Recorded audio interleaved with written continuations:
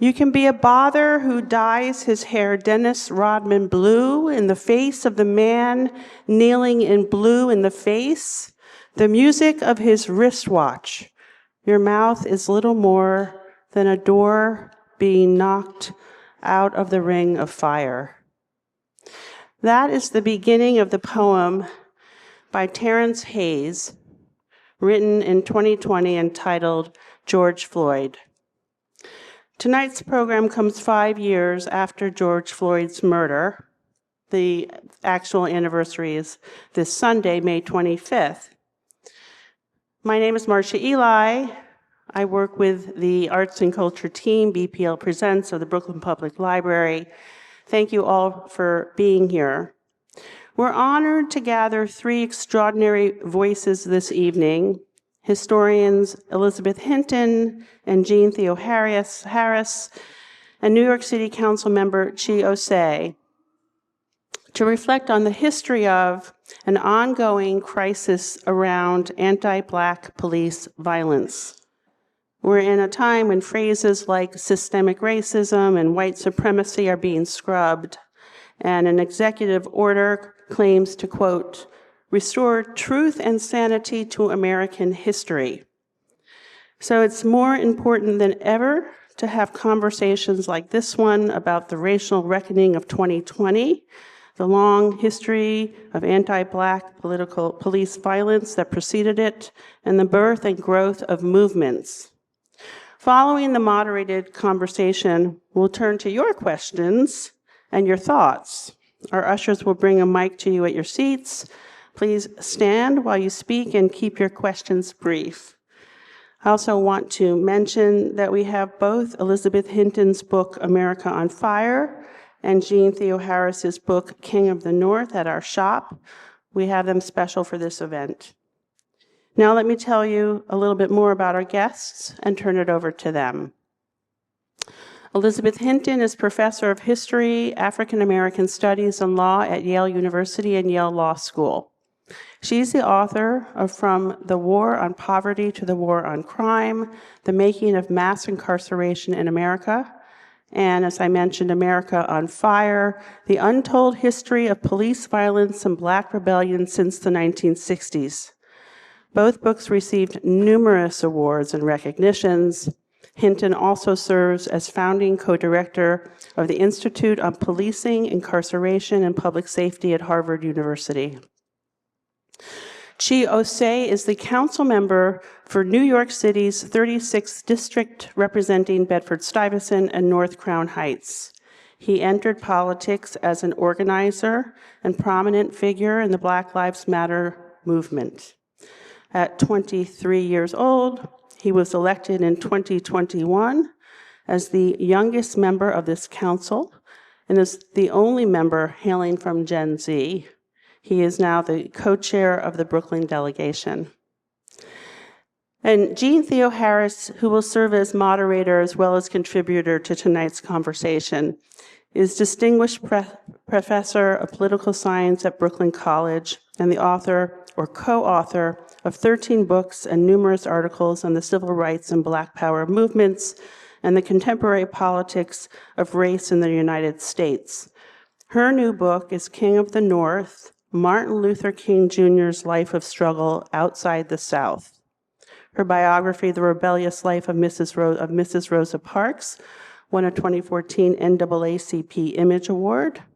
And her book, A More Beautiful and Terrible History, The Uses and Misuses of Civil Rights History, won the 2018 Brooklyn Public Library Literary Prize in Nonfiction. So please help me welcome our esteemed guests to the stage, and thank you for being here.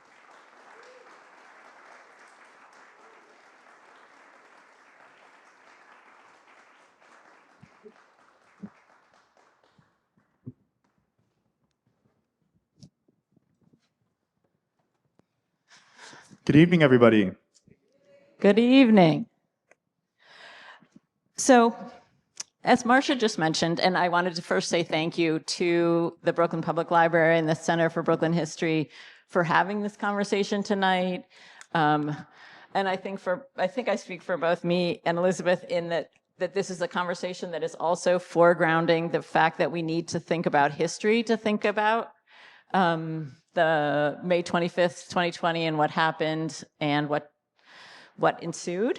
And so I wanted to thank, again, Marcia and all the people here for having this conversation and bringing us together tonight. So I'm a historian. And one of the things that sometimes annoys me about the ways that these anniversaries get marked is that they get marked by starting the story on May 25th, 2020.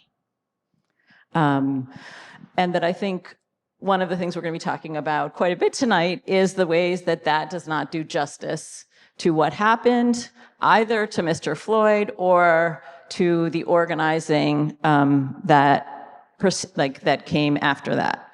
And so I wanted to start the story in a different place, and then I'm going to ask my co-panelists where they would start the story. So I'm going to start the story in 1962. And Martin Luther King has come to Zion Hill Baptist Church in 1962. And very recently, there had been the police killing of an unarmed black man. And King that day is saying there can be no compromise on this issue. And he is talking about the need for black people to build political power to be able to get rid of the police chief, where there was a kind of systemic problem with and a pattern of police brutality. So this was not Birmingham or Jackson, Mississippi. This was Los Angeles, California. And partly I start the story in Los Angeles, California, because we often, if we talk about Los Angeles, California, we start the story 3 years later with the Watts Uprising. And we forget that there had been a sustained movement in LA, just like my panelists that we're going to be talking about in terms of Minneapolis and New York and across the country before May 25th. But there had been a sustained movement that Dr. King was a part of in the years before the Watt Uprising, saying there's a pattern of police brutality. And then they were responded to like, no, there isn't. Maybe there's a bad apple, but that's a communist argument. And prove it, and prove it. And so when Watts erupts, after Marquette Fry, a young man, is arrested for drunk driving, and the police beat up him and his mother, who comes to the scene, and people come out in anger. That story actually starts much earlier, and it starts with a number of people, and many of us might know that that unarmed man was Ron Stokes, and we often associate Malcolm X in 1962 with coming to LA to highlight that police killing and the pattern of police brutality, and we often miss that Dr. King is there too, and that there is a long-standing movement in LA that precedes the Watts Uprising. And so Dr. King will say, if the mayor had listened and acted, there never would have been a Watts riot. And so that's where I would start the story tonight, but then I would like to ask you, where would you start the story tonight? That's a great question. And I just want to also echo Jeanne in thanking Marcia. Thank you so much for convening us. And I don't know where you are, but hopefully you hear me. Thank you, Marcia. I love the Center for Brooklyn History. It's always such a pleasure to be here. And I appreciate the conversations that you create and the space that you create here. And thank you all so much for coming and joining us. I think in the broadest sense, the answer to that question is with slavery and the founding of this country. But more specifically, we'll get it into the 20th century. We could say, I think fundamentally, it is the failure of liberal social programs to bring about a major structural intervention in this country and a redistribution of resources. So we could go to the New Deal. We could go to the failures, the shortcomings of the Great Society, which fought a war on poverty that sounded very sexy and sounded like there was a big structural change going on, but was really about training programs, remedial education, no major structural change.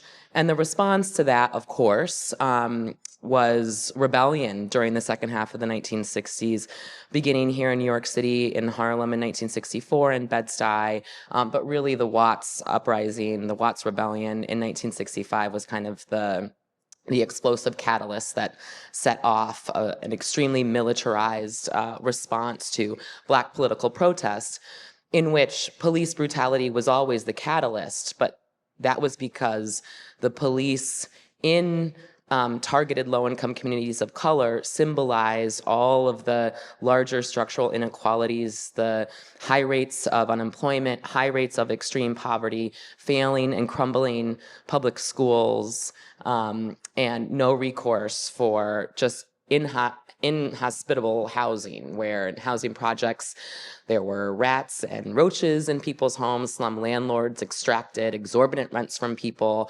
for, subpar living conditions. And that was what those rebellions were about. But I think in some ways I would say the most kind of the real beginning, or maybe the most compelling one for our purposes, is the release of the Kerner Commission report.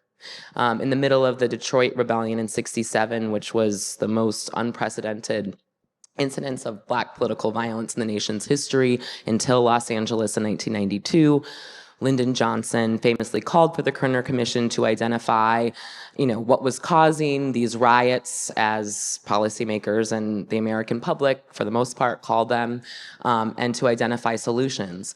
And the Kerner Commission was staffed by pretty, moderate business and political leaders, and visited all of the cities where these rebellions had taken place, interviewed police and residents and city council members, and determined, famously said that, the problem is that the U.S. is moving towards two societies, one Black, one white, separate and unequal. What we need, if we're serious about stopping this violence in the future, is a major structural intervention. We need a Marshall Plan for American cities. We need to mobilize the public and private sectors to provide jobs for people. We need to completely overhaul urban public schools. We need to invest in housing opportunities for people.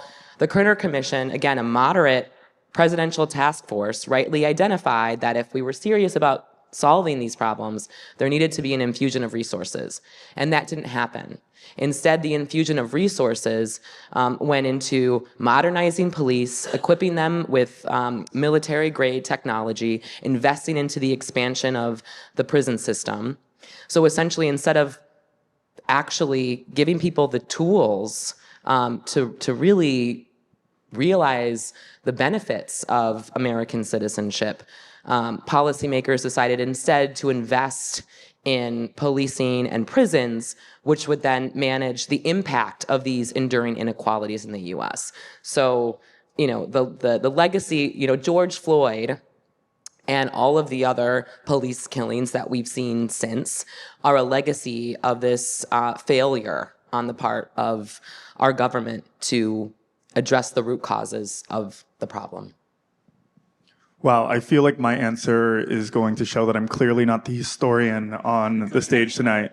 Because when you brought up where does this story start, I think it was my first response was that it was very personal and local. And it's actually not even the date of Mr. Floyd being killed, but it's actually the day of the primary election of 2021. I think that's June 28th, 2021. And this was after, the summer we had in 2020, a lot of the organizing that spawned from the events that took place in 2020.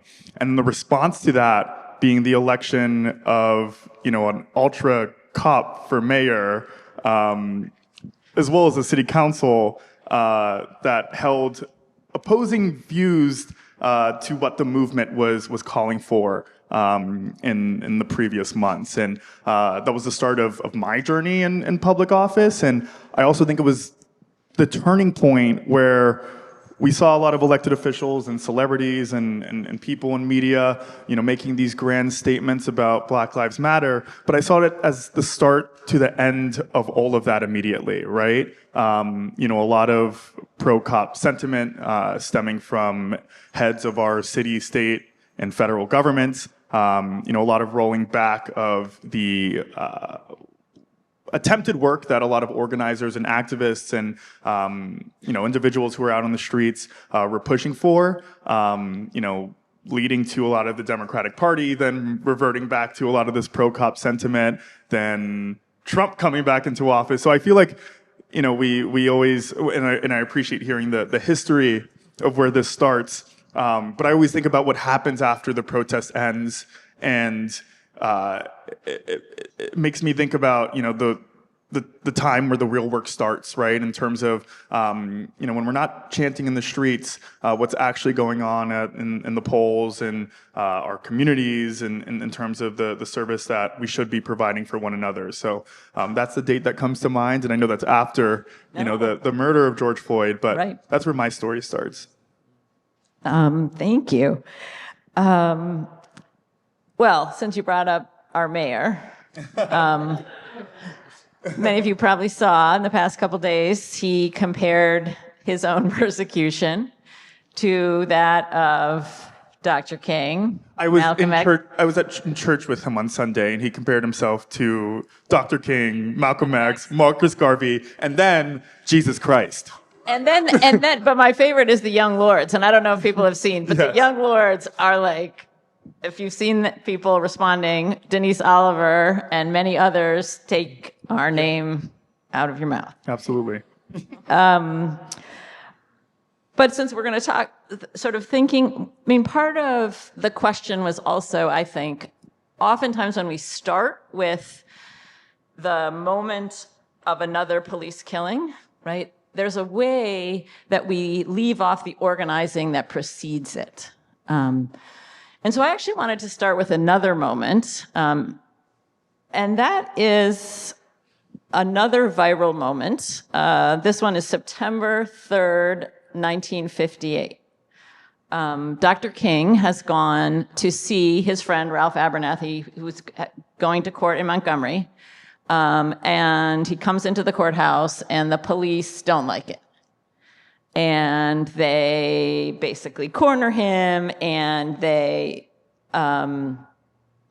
basically like, you don't belong here. And they basically then drag him down the street. But a photographer sees it.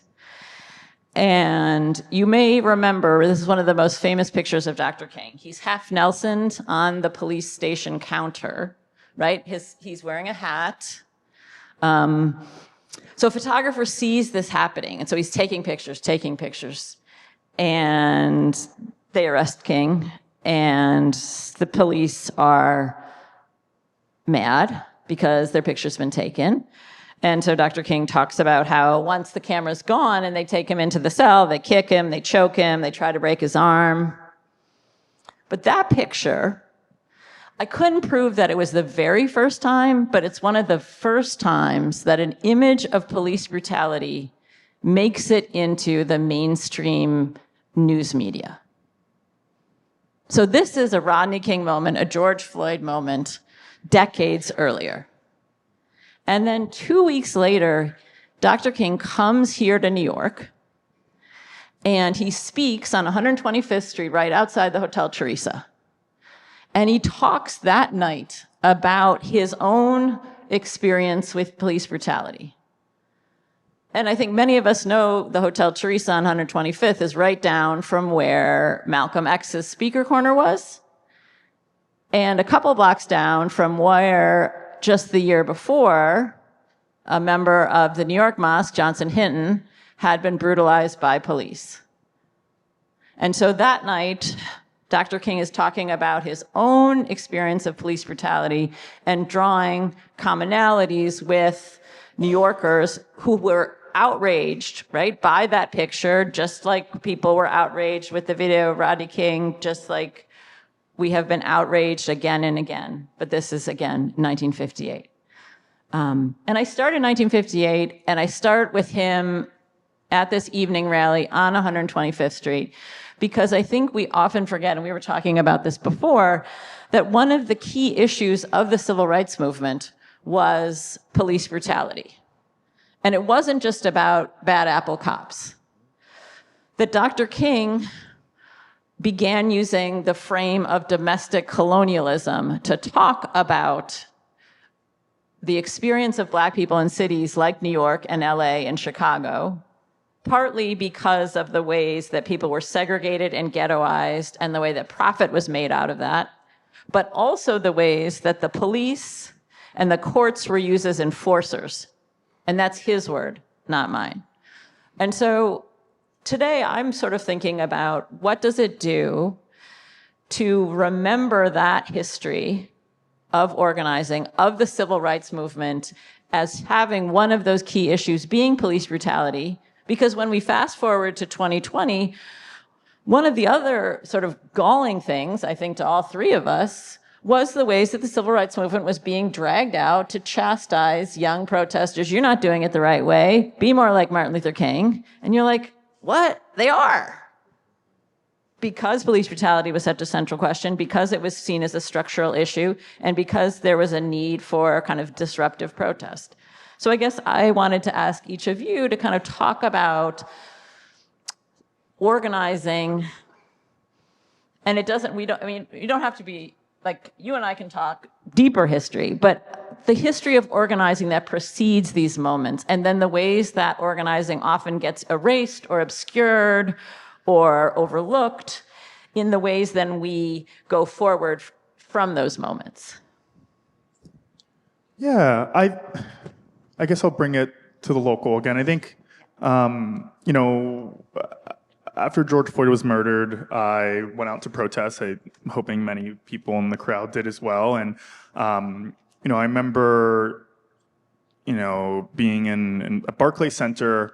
We were non-violently protesting against police brutality, and the NYPD reacted in the opposite way, right? Batons on bodies, pepper spray in people's faces.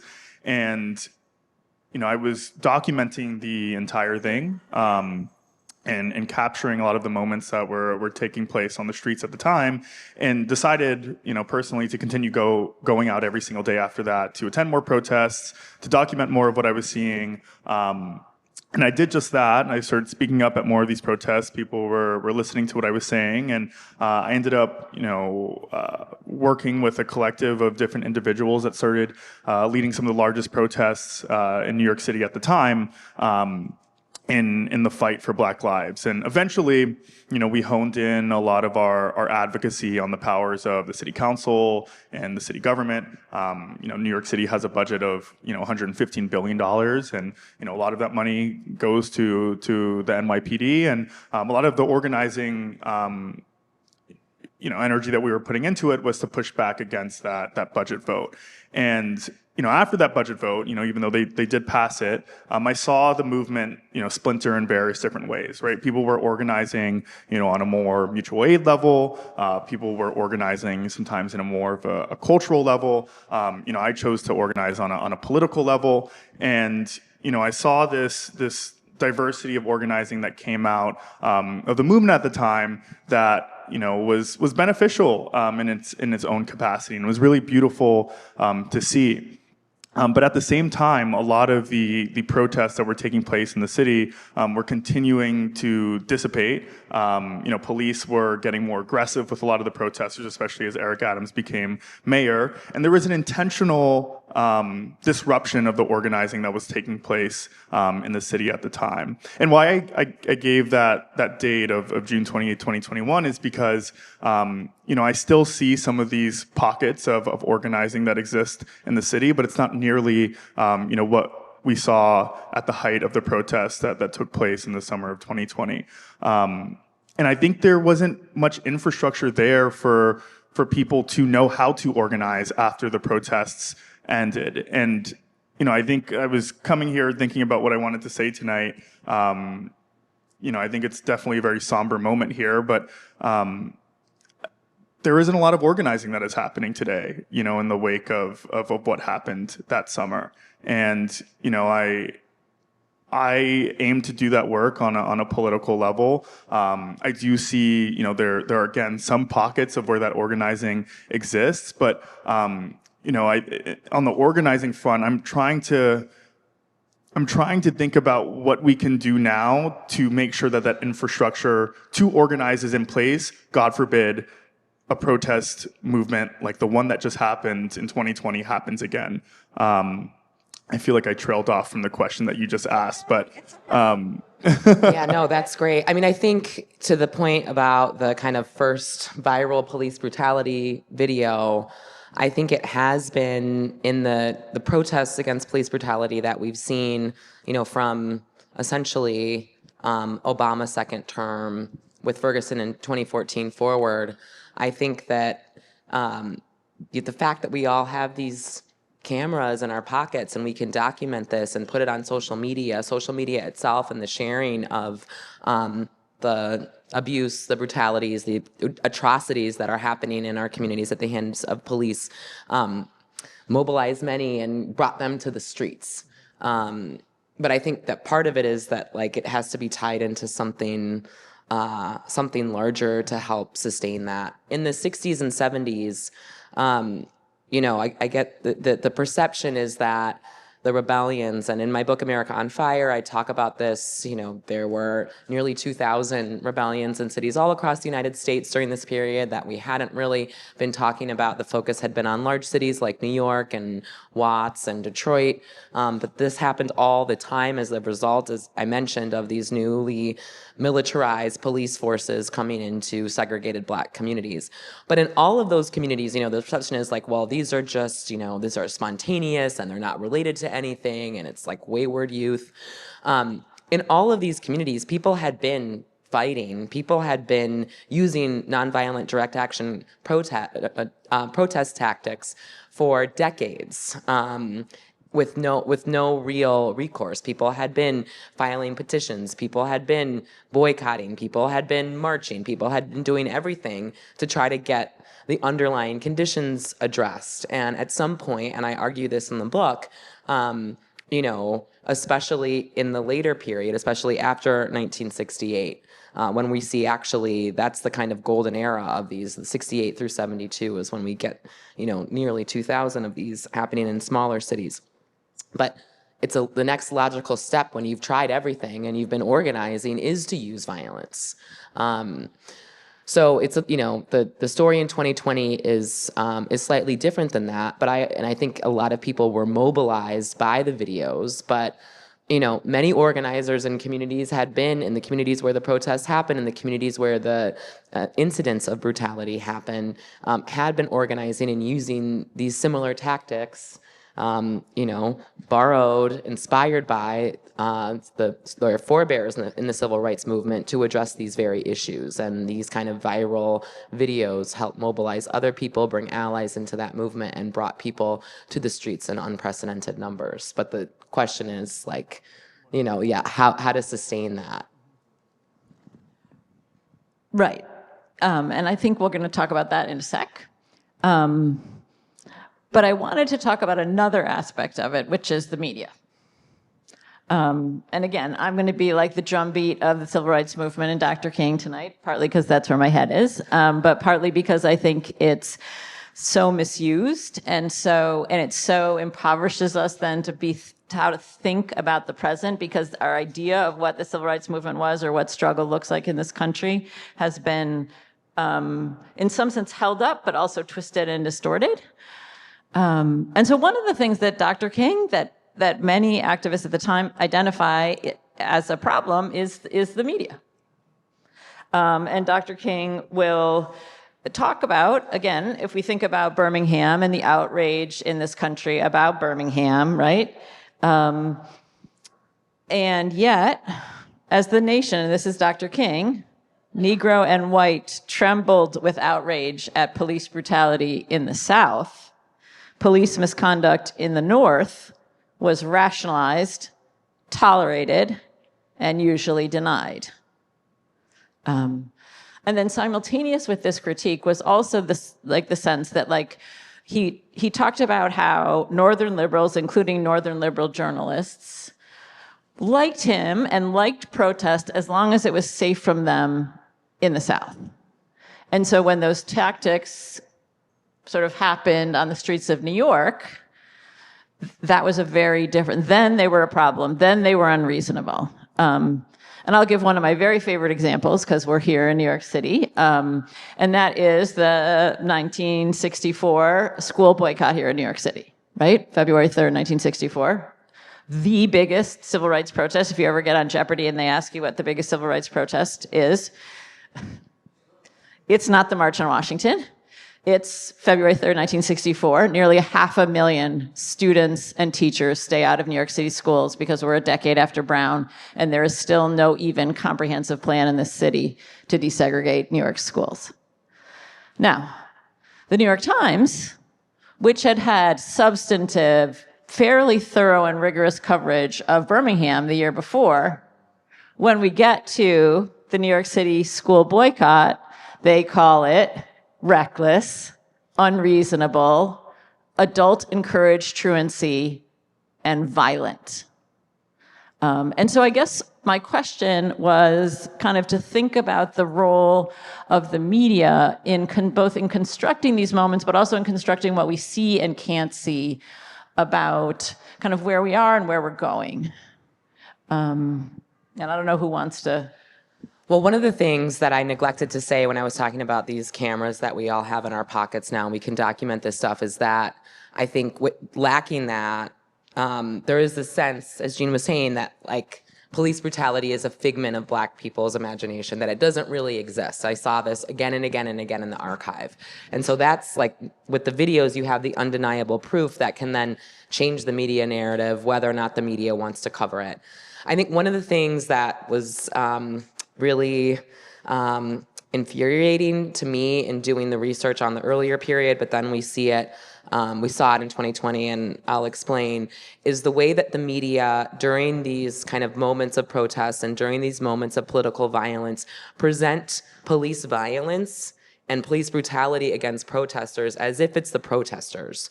So in Detroit, for instance, there was a lot of reported this like media myth of like so-called like sniper shooting, that there were these Black snipers waiting on rooftops that were just shooting at innocent people. The gunshots in Detroit weren't from this villain Black sniper. They were from all the National Guardsmen and the police just like randomly shooting each other. Right. During the Watts Rebellion, there's a very famous picture of a sign that says "Turn left and get shot" or "Get shot."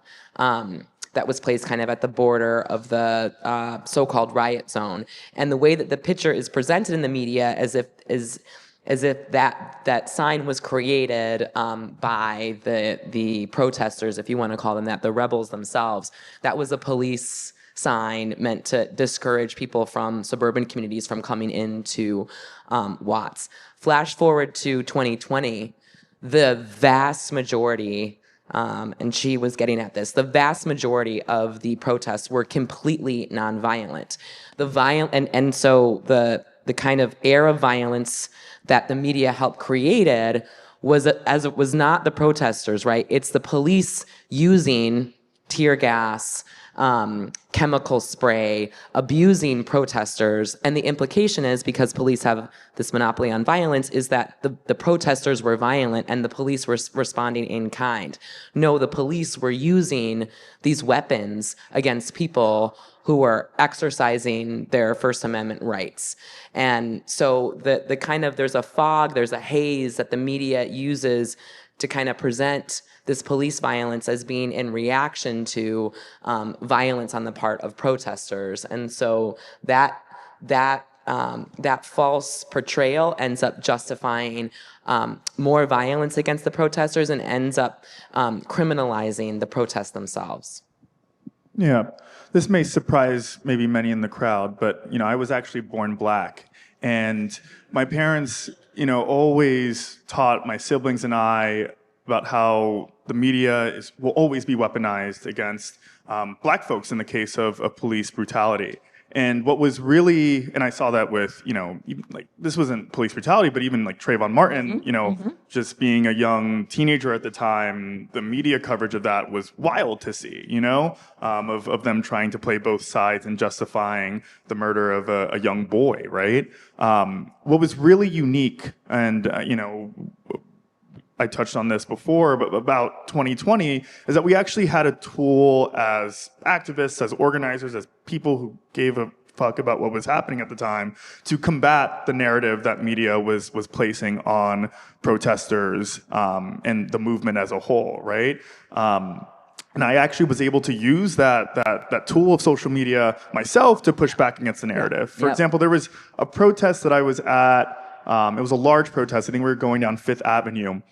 And there was what later I found out, a far-right streamer who was recording, the protest that I was leading alongside some, of the organizers that I was working with at the time, and telling people to try to flip, things over and try to start violence in the street. And I was live streaming on Instagram, caught him on Instagram, had this video go viral of someone in real time trying to instigate, one of these protests, right? Another example in terms of how we, when media was pitting us out to be violent or the bad guys, there was a moment where the NYPD was attempting to break into the apartment of one of the people that I was organizing with, saying that he assaulted an officer for yelling in a megaphone too loud in her ear. And they, they were trying to get into his apartment, sent helicopters and, I think there were 72 cops that came at the time. And we as organizers were able to, and this was seen on the news as, something that was violent, like someone that committed something violent was attempting to be apprehended, right? And we as organizers at the time were able to document what was happening on the ground, share our own narrative about what was going on, and actually we were able to use social media to pressure the police to back down and leave this organizer's house. So that's all in all to say that the media has always been, or taken the side of the police in many of these instances. In 2020, in the wake of George Floyd, it was the first time that we had a tool to combat that narrative through the devices that we have on our phones. Right. Thank you. So we've been talking a lot about organizing, but I wanted us to spend a little more time in terms of talking about some of what you saw as some of the most exciting organizing, whether it's in 2020 or today or historically. And I want to say that when we're using the word organizing, we're not just talking about like organizing a march, right? That organizing is a term that's much more capacious, and that gets at what is oftentimes a much more long-term process of both building a kind of political strategy and consciousness. And so since I get to start every single one of these questions, one of my favorite moments in terms of Dr. King is all this work that Dr. King does in 1966, sitting and talking and strategizing with gang leaders. And it is hundreds of hours. And it's a lot about listening. And they talk about what a good listener Dr. King was, because, and how much they loved him. Again, this is sort of a frame we don't usually hear, but, gang leader after gang leader, like you couldn't help but fall in love with him. That didn't mean that they shared like every single position in common, but the work of sitting and thinking together about how we disrupt this kind of political machine of Mayor Daley at the time, of this kind of domestic colonialism, of like, how do we take it on? What strategies do we use? How do we get our neighbors on board, right? What do we need, right? So in some ways, when we're talking about organizing tonight, I want us to be in its broadest sense. And so that kind of long-term, both kind of developing the leadership of these young people, but also of thinking together for hour upon hour about how do we do this, about where the pressure points are, about kind of how this system works, and therefore how do we take it apart? And so I guess I wanted to hear some of like your favorite moments or experiences or instances of organizing. And again, we can talk historically, we can talk 2020, we can talk today, but to sort of help us think about just some of the beautiful moments. I hope all of my answers don't sound repetitive, but a lot of the tools that I learned through using social media during the Black Lives Matter movement in New York City at the time really taught me and informed me on how to use social media as an organizing tool within my time in the city council.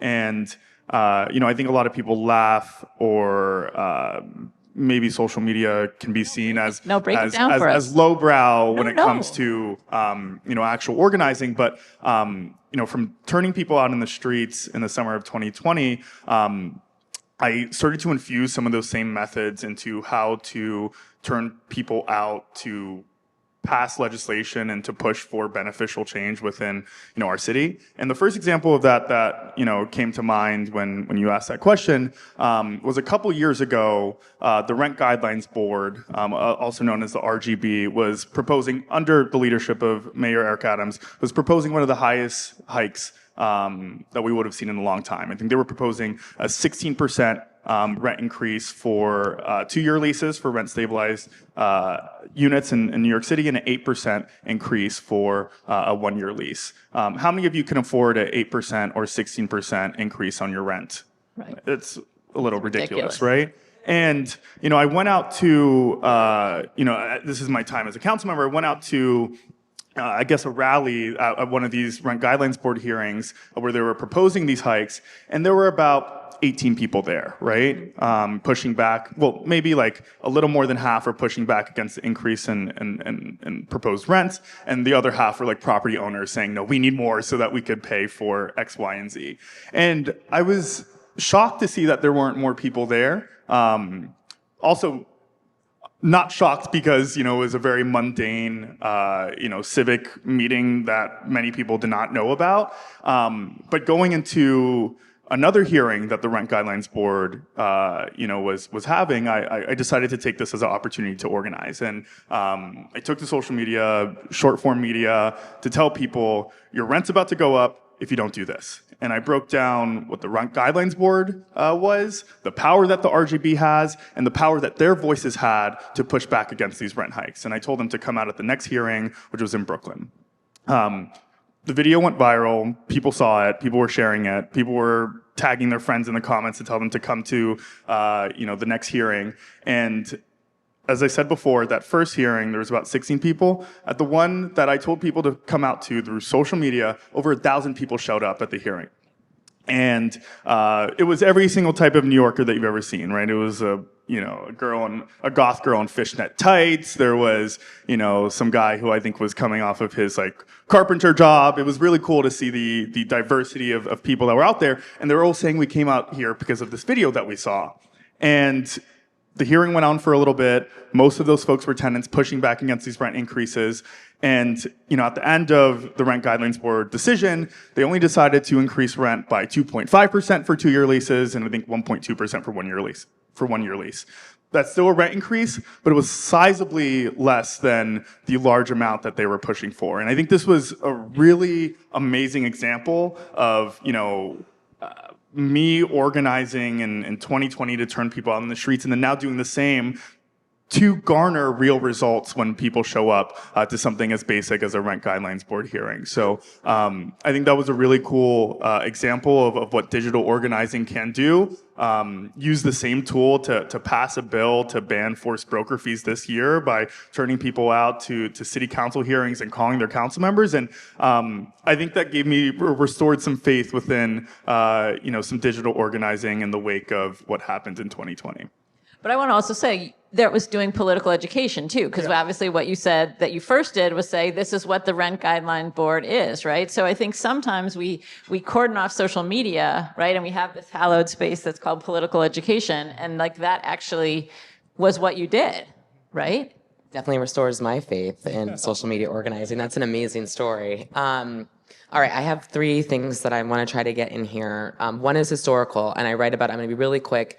I write about it in my chapter in America on Fire on the Watts Rebellion. But there was a major truce between warring Crips and Blood sets in Watts that was kind of beginning to happen prior to the rebellion, but during the rebellion, these mostly young men who were associated with the various housing projects in Watts came together and said, okay, this is here is this moment of crisis.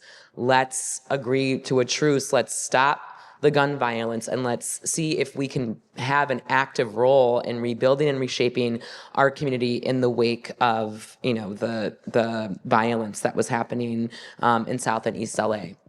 And they did. There was no violence happened in Watts during the rebellion, and this truce kind of spread throughout South LA. There were large barbecues and picnics and all kinds of things being held.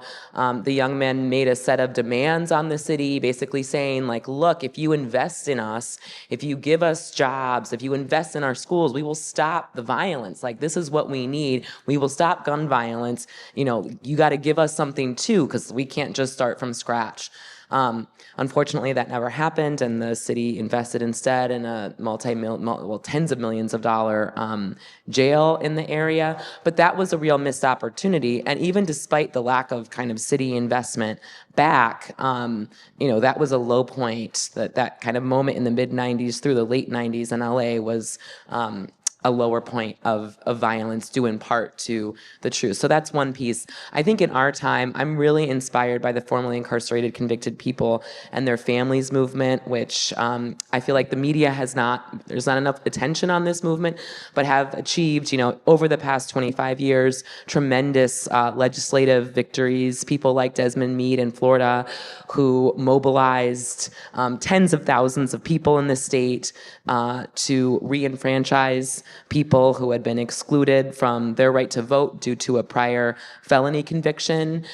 We also saw something similar with Daryl Atkinson in Forward Justice in North Carolina, where 60,000 North Carolinians who were excluded from the right to vote due to a felony conviction were restored that right. I think that's in part why we saw in the midterm elections North Carolina looks a little bit more purple than it usually does, but the states in both of these instances came back and took that right away. This is an ongoing struggle, but from like felony sunsets to, ban the box initiatives, this coalition across the country has been doing amazing work for justice impacted people. And then the last example I would say is, I do a lot of work in prisons.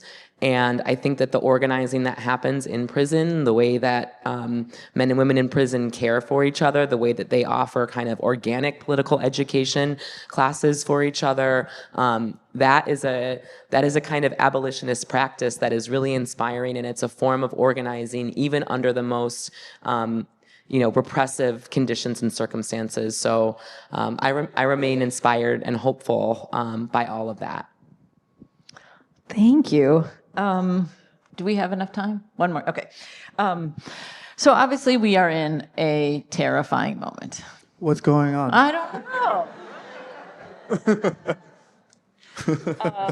And so, I think the question of where we go from here, but also how we go from here and kind of what you're holding on to. And I'm going to, since I get to always start, and since everyone here who knows me knows that the other person I like to talk the most about is Rosa Parks. And I've been thinking about Rosa Parks a lot because I think one of the gifts that she gives us is the ability to try things, the real Rosa Parks, not the middle school, like she sat down and then everybody rose up and it's like a one-note wonder, she's the bus lady, right? But no, the actual 60 plus years freedoms fighter who is active for 20 years before her bus stand.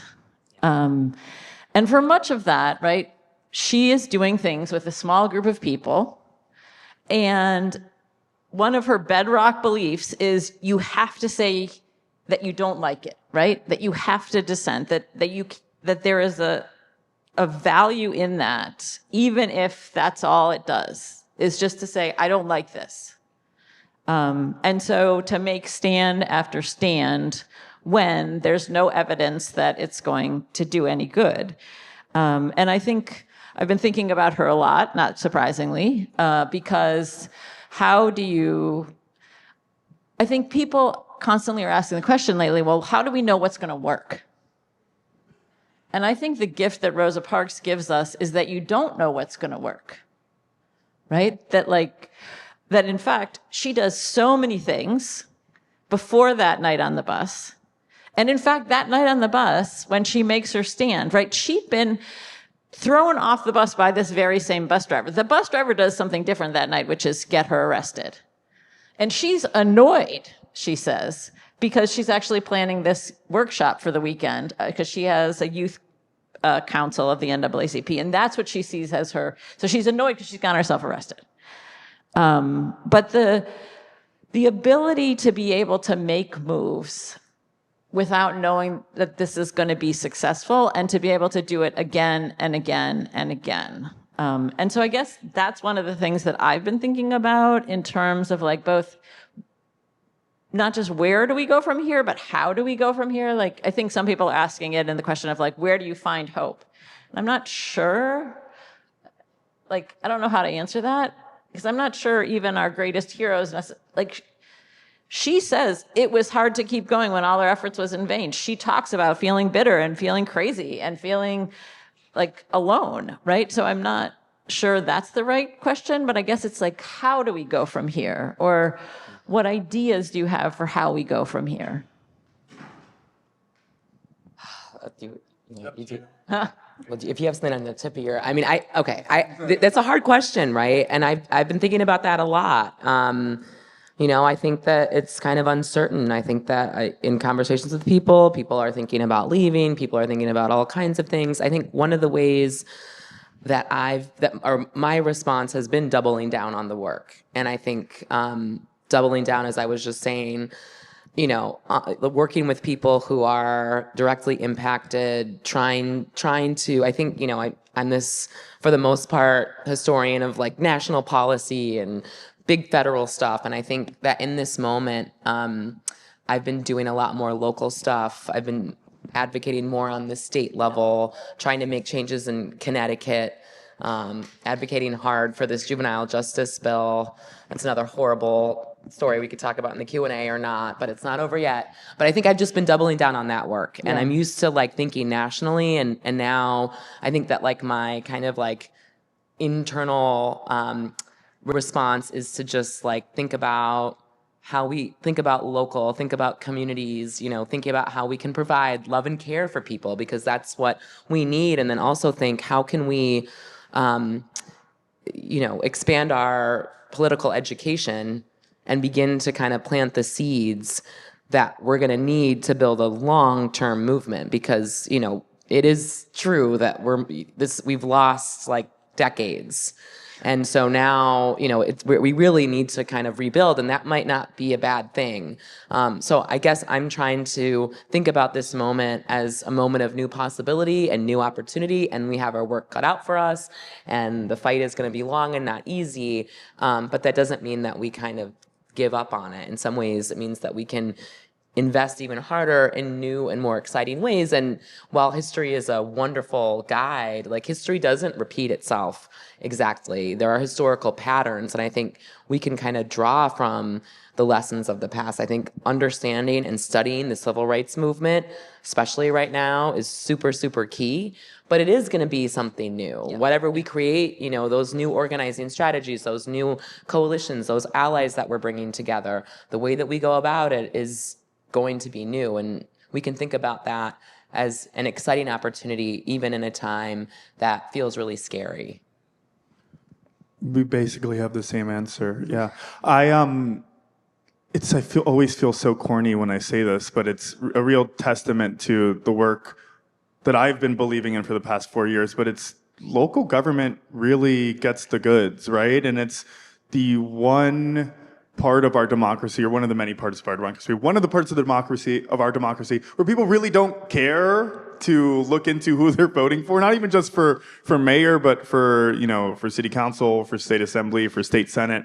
I've seen the fruit that can come out of a diligent, unbossed local elected official. And it can create beauty, right? It regains trust between an individual and democracy. It builds community when it's done right. It puts money back into the pockets of organizations and groups that are actually doing the work. I know it's not mutual aid because it's government, but when you have the right person within that position who's actually fighting for you, it can really make a difference. And I know we're all so bogged down by what's happening on a federal level, sometimes even what's happening on a state level, but building those connections on a local level through political organizing creates safety. It could bring, investment to your community, whether it's asking for a trash can to be on your corner or, a food distribution, around the block. Like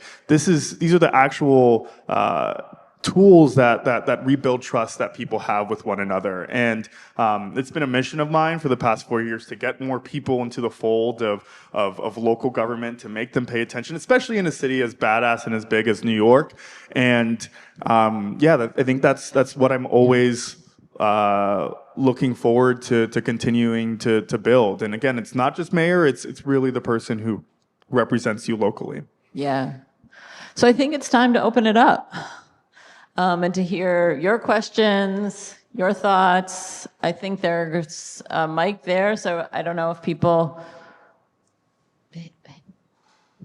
Right up front? And there.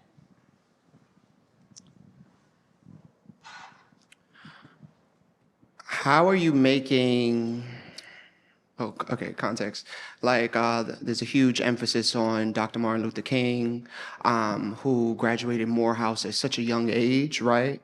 And I believe that education is inherently political, right? So how are we helping and how are you transferring this vast knowledge to our younger generations and making it accessible for them, right? Because that's where the revolution actually starts. It's actually in classrooms, right? We're talking about state and local government. That's great, but like, how do you partner with schools, right? With school leaders to really reimagine what the classroom looks like, especially because the children are impacted tremendously based on what is currently happening. Yeah, thank you so much for that question.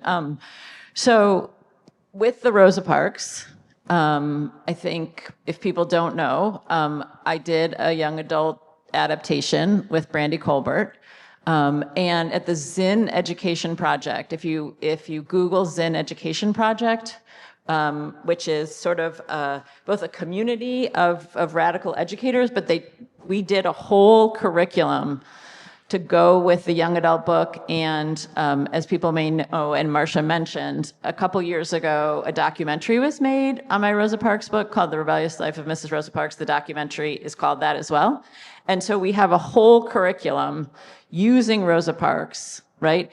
Because in some ways, some of my educator friends, and I think this is true of King, but particularly like Rosa Parks is kind of a Trojan horse. Because people think, right, she's the bus lady, when you can bring in all this stuff because Black feminist organizing. Montgomery, but also Detroit. Starting with Scottsboro, but then all this hardcore Black power organizing, all of this international. So absolutely, like this is one of my passions too. So both the work of Zinn Education Project more broadly, but part of why I did a young adult book, and on the Zinn Education website, through both donations and the Lush Cosmetics did a whole fundraising campaign. We have books to give out to teachers, so there's a form there if you are an educator to get copies of the young adult book, But I agree that and I've been thinking about this. So my King book just came out, but I do feel like the next job is to do a YA version of it for exactly that reason that you're talking about, because in part because of this point that I started with and that we've all started with, which is the ways that the civil rights movement is really stripped and given to us in these really problematic ways, and yet holds so much for how we can imagine where to go from here. And so thank you for that question. I don't know if you want to. Yeah, so I'm not a licensed educator.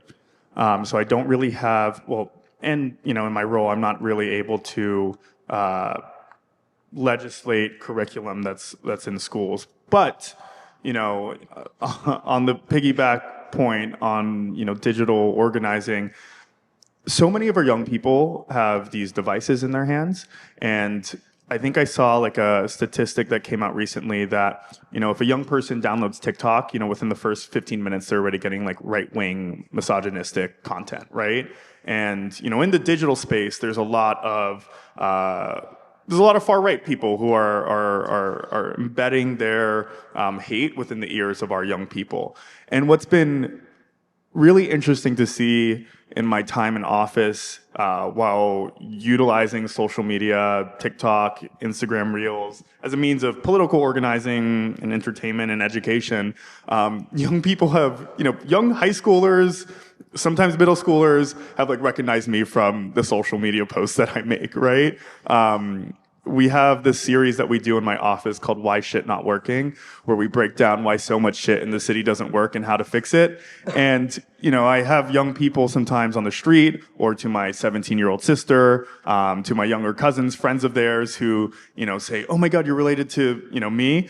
And it's wild that they follow my content, like it, listen to it, when most New Yorkers don't even know who their local representative is, or city council person is, or can name a city council person. So, while I don't have the power to change curriculum, I am able to speak in front of different classes, to go into my various different schools and reach them, on these devices that they're utilizing. More frequent than we'd like it, but it still connects with them and teaches them, and hopefully brings them in on our side of justice. I want to jump into this question just briefly historically. It's a really great question and an important one. I said that history doesn't repeat itself, but there are patterns, there are cycles. And I think seeing tens of millions of people on the streets in 2020, and mostly white people, mostly in majority white cities, calling for racial justice, basically calling for new modes and forms of governance, was terrifying to the right and terrifying to many conservatives. And we see immediately, this censorship, this backlash, this attack on critical race theory, this attack on gender ideology, this attack on woke radical professors at universities. That is a concerted attempt, recognizing the power that was happening as America is coming into a majority non-white country, and young people are being exposed to new ideas, new ways of thinking as a result of the kind of desegregation of the academy that happened after the civil rights movement, and the creation of these new departments, new modes of study that enable Jeanne and I to have the jobs and do this research and tell these different stories about Martin Luther King and Rosa Parks and Black political violence. That is a threat to the kind of the status quo and the racial hierarchies in this country, the gender hierarchies in this country. And the response is to try to silence it. So I think, that also reflects the power that we have. It's not like that went away. So, one of the things that was just incredible to me about 2020 is the political education that happened on the streets, where systemic racism became a buzzword. We had been, nerds, Exactly. scholar nerds like us had been trying to, make this a thing, and people just got it. Just like mass incarceration with the new Jim Crow, people began to see instantly, this system has, there are racial inequities that are embedded within this system. So I think that's also very promising, because people are, beginning to see things differently and understand the systemic injustice in this system. But at the same time, there is this backlash. There's, a flurry of right-wing content, extremely misogynistic content, that is affecting young people in ways that are alarming. So this is a battle, I think, moving forward, but there's there's still, hope within that. Because there's a backlash against something that is insurgent and against something that is powerful and growing.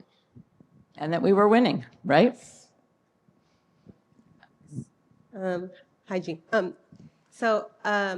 My question is, what are your thoughts on thinking of policing and the carceral state kind of in the ways that Ruth Wilson Gilmore and like to a different extent Cedric Johnson talks about it, is dealing with the surplus population? And if so, like, how do we organize? What do you think about organizing then, like in bringing in people in interracial coalitions? It's a great question. I mean, I think it's, okay, let me go back. Let me go back to the Kennedy administration. And this kind of gets to my first answer. The Kennedy's Council on Economic Advisors, many people in the 60s, because of the demographic changes, the result of the Great Migration, the fact that now the majority of Black people were living outside of the South. And there weren't jobs. Manufacturing, the U.S. manufacturing sector was already moving down south and overseas. There weren't jobs for young people in these cities. And, political elites began to talk about Black youth as social dynamite. Like, if we don't provide some kind of intervention, they're gonna explode. We have to do something. We need a major intervention. And that intervention ended up being targeted policing in low-income communities of color under the assumption that all these young people are potential criminals, potential delinquents. Of course, if you're living in a community that is over-policed, you're more likely to come into contact with police, more likely to get arrested, and then more likely to build up a criminal record that's going to end you up in prison. Prisons, the kind of rise of mass incarceration in subsequent decades. By 1974, the U.S. prison population had become majority Black and brown for the first time in the history of this country. And prisons continue to be invested in and exploded since then in this era of deindustrialization. So I think it is, going to the point I made at the beginning of policing and prisons have been this, attempt to manage the structural inequalities in this country. There's not really labor outside of keeping the prison churning going on in prisons anymore. It is about warehousing. And it works by essentially locking up young Black and brown men and as children, as teenagers, as young adults, and banishing them to prisons for most of their adult lives. I think, and this gets to the other answer about kind of what I'm thinking about right now or the way out. And I learned this from people like Daryl Atkinson and people in the formerly incarcerated and convicted people and their families movement. I really believe that the key to major social change in this country is going to be from directly impacted people. I really, I'm deeply committed to education for people in prison, supporting people in prison. I think political education in prisons is going to be key to the social changes that we want to see. And as I mentioned before, the major reforms, the concrete reforms that we've seen mostly at the state and local level have been out of this movement of directly impacted people. So my sense is that that's really the key. My sense is that that group of people, the process of politicization of that group of people is going to kind of lead us into the next rights revolution or into the next major social change in this country. So I'm deeply invested in that work. I think the only thing and I think that was an excellent answer, and I'm not sure if I'm answering your question either, but I think something that I'm consistently confronting and thinking about and trying to find a solution in terms of the question of, targeted policing in neighborhoods of color and, criminal justice reform is, through my experience, and I represent Bed-Stuy and Crown Heights, and, it's a gentrifying neighborhood, but it's still predominantly Black, and I found that if the change is going to come, it also really does need to come from Black people. Black people need to advocate for those changes as well. A majority of my constituency, senior Black folks, just Black folks in general who have grown up in Bed-Stuy are, advocates for the programs that exist today, right? You know, they want more cops on their streets. They want the police budget to increase. They want, Rikers to stay open, right? And that's been, rather frustrating for me, for someone that, holds some of the politics that I do, to confront that, right? And you see, like, maybe more of my white constituents are on the opposite side of the aisle when it comes to that issue. And we're seeing that right now in the mayor's race, right? With Cuomo surging in the polls with a lot of Black and Latino support, right? So I deeply believe that the solution will most definitely come from those who are impacted by the systems that exist right now. But it's also people who are impacted by the systems right now who are advocating for them to sometimes stay the same. And I haven't figured out just yet what organizing tool is at my disposal to change that dynamic. It's been rather frustrating to see, and experience as again, someone with my politics, but if you have an answer for me too on how to do that. I mean, really I think part of it, and this goes, and maybe I'm like becoming a broken record on this, but it reflects the failure of the state. Oh, I mean, it reflects like because police appear to be the only solution to the problems of gun violence. Like we haven't, the alternatives have not been invested in. This is another thing that my work, especially my first book, really traces, or even just what I was mentioning about the Truce and Watts, right? Just imagine had the city, which raised all this private money to rebuild LA, actually just invest. I mean, a lot of the Crips and the Bloods were like smaller entrepreneurs, and they were like, "Look, we just want legitimate businesses and invest in our schools, and like we're good. Give us computers so we can participate in the economy." Those different kinds of investments, and then different approaches to public safety. I think so much of it is limited because the police have become the only solution. But a lot of times too, like. I think even that elder generation, they have like a larger structural critique. They understand that there needs to be resources in these communities, but they also want to be safe, and that's real. And I think one of the big, and this is like, a lot of people roll their eyes at me for this, but I do think the left has not really engaged on this issue in a serious way. I think as a result, the right has kind of taken it. When the right-wing media says, why are they protesting for George Floyd when last night 3 people were killed in a drive-by, including like a 2-year-old innocent child. We don't have a good answer for that. And I think there were a lot of community-based, led usually by formerly incarcerated people and former so-called gang members who are, who kind of serve as the interventionists when it comes to this gang violence. Those programs are promising. Those programs work. And actually Biden had begun to fund some of those programs. Unfortunately, now under Trump, they've almost all been defunded. Biden had a bunch of violence interrupters at the White House and was deeply supportive of those programs because we know they're cheaper and they work. All of the community-based solutions, all of the community-based programs that offer a different vision of public safety are far more cheaper and they're far more successful. And yet, the investment by policymakers at all levels of government is consistently, historically, and across time into police and into the prison system, even when they recognize that it's cheaper to do the alternative. And, that's frustrating. But I think we're in this kind of paradigm where many of us can't even see beyond the police as a solution to keep us safe. And, elders who are in communities and worried about getting robbed, worried about getting shot, that is real. But I can't think of another domestic policy that has been such a failure, that has been invested in so heavily and failed so severely that we keep on investing in. If the war on crime and all this had worked, we should be incredibly safe. If mass incarceration was a public safety thing, then the very communities where people who are in prison come from should be the safest in the country, and they're not. They still are suffering from this enduring problem of gun violence. So I think there are different ways that we need to think about how to push these conversations. And this is a humongous hurdle for those of us who want to see a kind of different vision of public safety. But I think, and I see it on the left, I see it among other scholars, people don't want to touch it. They don't want to talk about it. They want to pretend that it's not there, and we can no longer do that. We have time for one more question.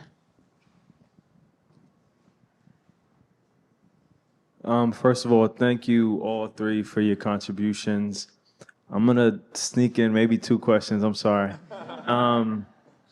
The first of which is, does the historical narrative of the role of police brutality and civil rights change when you look at small and mid-sized cities? Because you reference the bigger cities a lot. And being from a smaller city, Utica, New York, far upstate, I'm always thinking about the different flashpoints of struggle around police brutality, issues of incarceration that exist in those smaller cities.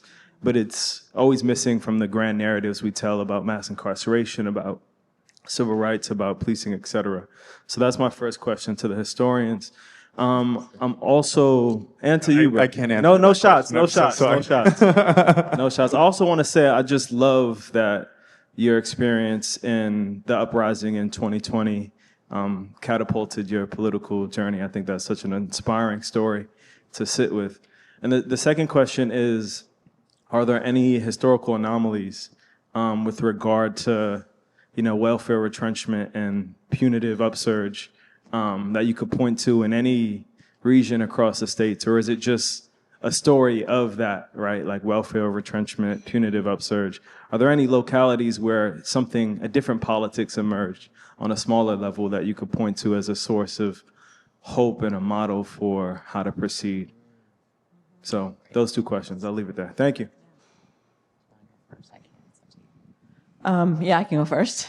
I like thinking about smaller cities. And then I was thinking, I wanted to kind of link your question with the last question, and thinking about kind of what I find so useful about this frame of domestic colonialism and the way we think about violence. And we often, I think when we think about racial violence in this country, we often think about things like lynching and the Klan, right? And what does it mean to center? Because I think part of what this frame of domestic colonialism, which King uses, does for us in small cities as well as big cities is look at the role of the police in terms of maintaining a segregated, right? And segregated being not just Black people and white people not going to school together, but segregated being that the pie is not distributed equally, right? So that means school resources, that means municipal resources, that means sanitation resources.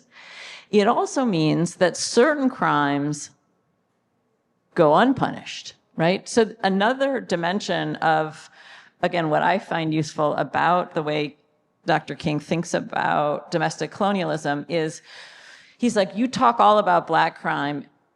We need to talk about white crime. We need to talk about landlords. We need to talk about equal, hiring. We need to talk about all of these other kind of crimes, right? So if we're going to talk about criminality, then let's talk about criminality. But let's also talk about what policing does, which is not actually deal with all of the things that are making us unsafe.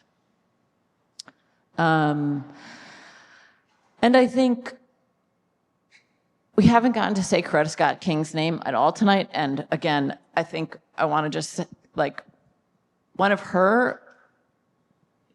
of my favorite quotes from her is she talks about policing as business as usual, and it's a false and tired solution, and we don't need business as usual. And I sort of like that because I think that kind of adding on to this idea that we've just spent so much time and money on policing is always we're discovering policing is the solution. And I think part of what Coretta Scott King does is to kind of say, no, this is what we've always done, and it's a tired and false solution, right? And so to kind of flip it from this we're constantly discovering the need for more policing, fancier policing, better policing, more weaponry, more technology, right? And to sort of say, actually, that's old news, and that old news, like you're saying, right, hasn't worked. I love the mid-sized city question. This is something that's near and dear to my heart. And even, I encourage you, this is my turn to plug. America on Fire very consciously deals mostly with mid-sized cities. And really, again, I think it's important. I'll just kind of like restate this. We focus on Harlem and Watts and Detroit and all, and DC after King's assassination. But it's significant that like once this federal investment into the war on crime, into militarizing police and targeting police in Black and brown communities really got off the ground. Once these, like Utica, you said, these smaller police departments were suddenly militarized because the first kind of wave of the grants went to the big cities. But then in the late 60s into the 70s, those military grade technologies are going to smaller departments. And so that's why then you begin to see the same response all over the country when ordinary life is being policed in new ways. So I think mid-sized cities are like almost in some ways, maybe I shouldn't say this here, but I think really, really key and maybe even more important to understanding where this country is than looking at big cities, which are reflective, but they're also in many other ways exceptional. I think just really briefly, and this is it's my last comment, so it's the last, I'm gonna bring it back to the 60s again. There's this beautiful precedent. So the war on poverty is incredibly flawed, and I critique it a lot in my first book, From the War on Poverty to the War on Crime, for not going far enough.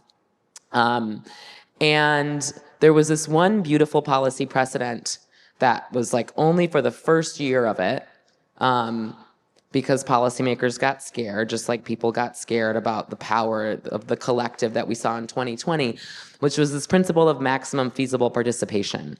And the idea that like those closest to the problem were closest to the solution, and that the federal government should invest in innovative grassroots community programs. So for the first year of the war on poverty, the federal government was giving money to so-called gangs in Chicago. They were funding amazing tenant organizing drives on the Lower East Side. It was beautiful. And I think that's a great use of taxpayer dollars to fund at the local level organizations that are meeting people's needs, because local people know best, what the problems are and how to address them. This approach to governance terrified many policymakers on both sides of the aisle, and it was quickly the kind of spirit of it went from the federal government just funding grassroots organizations directly to the federal government funding organizations in partnership with local officials and police, and they made it kind of more administrative. They institutionalized it with programs like Model City, and the promise of that, was never fully realized. But when I think of like the big domestic policy that we should turn back to, that never really got a chance to work. It only like really operated for 1 year, and I think that is the kind of governance that we need to see in the future to fully realize a robust democracy, but to also help distribute resources in this nation that is incredibly unequal a little bit more equitably. I'll take the line. I got nothing for you. No, I'm kidding. There is, I guess, the one example that I can give you tonight, and it's really exceptional because I just remembered it, and it's something that I fund through my office, and it's taking place in Bed-Stuy right now. It's called Project Restore, and it brings together two of the beefing gangs of Central Brooklyn together. There was, especially during the pandemic, a couple years after the pandemic, two gangs who were going at it, and this program, which is akin to the program that you just brought up, puts money into the pockets of, I think it takes 20 members from each gang, puts money into their pocket that is, from the government, and makes them, hang out with each other, and communicate with one another. And this program, I think, is going on to its third year.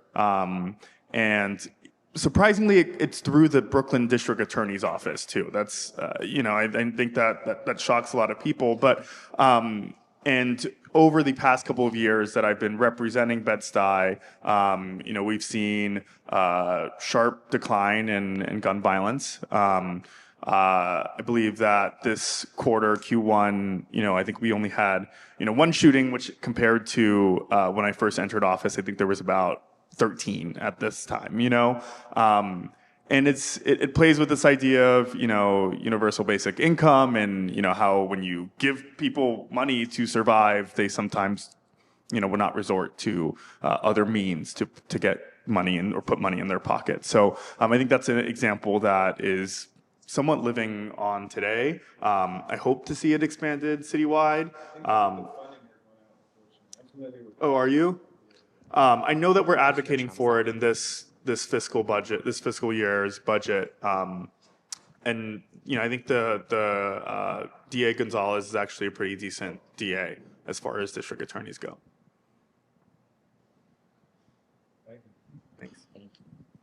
When King did it, he did one that brought 20 different gangs together, and they called it the first Turf Masters Summit. And they had this incredible, they were doing all of this much more like daily work, but then they had this huge coming together. It works. And that it was about that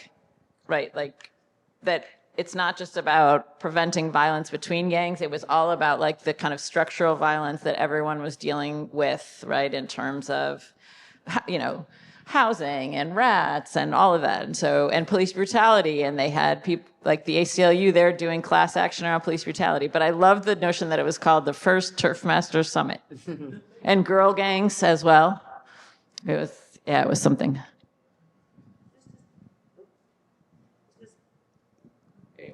There it is. This has been, I have learned so much from all of you tonight, and I really want to thank you for being here and probing the so many conversations that relate to this anniversary. And I want to thank all of you for coming out and being part of the community tonight. And I wish you all a good night. Thank you so much. Thank you, Marsha.